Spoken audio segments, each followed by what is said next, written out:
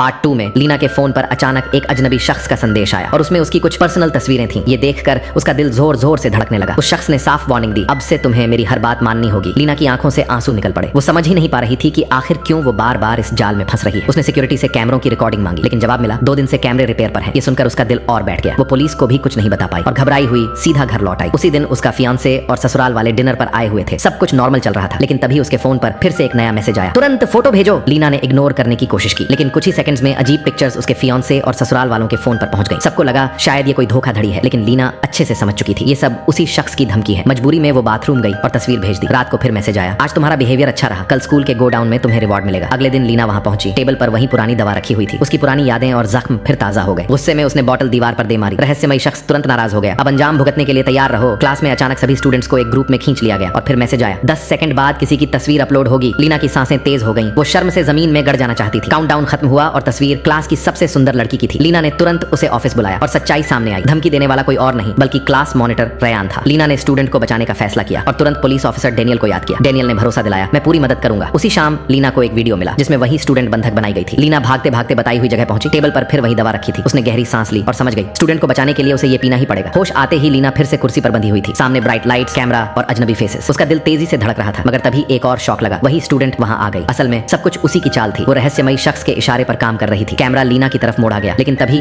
अचानक दरवाजा टूटा। पुलिस ऑफिसर डेनियल और उसकी टीम अंदर आ गई। उन्होंने लीना को बचा लिया और सबको गिरफ्तार कर लिया। उनकी जानकारी और फोन लोकेशन से असली रहस्यमयी शख्स का पता चला। जब पर्दा उठा, सामने सिर्फ एक बच्चा खड़ा था, सिर्फ 13 साल का लड़का और कोई नहीं, वही पुराने विक्टर का बेटा। विक्टर का घराना चाहे कितना भी ताकतवर क्यों न रहा हो, लेकिन उसके गुनाह हमेशा छुपे नहीं रह सके। पिता जेल चला गया तो बेटे ने क्यूरियोसिटी में उसकी जगह ले ली, लेकिन नाबालिग होने के कारण उसे कोई सजा नहीं मिली। सच सामने आते ही सब कुछ शांत हो गया और यहीं ये कहानी खत्म होती है।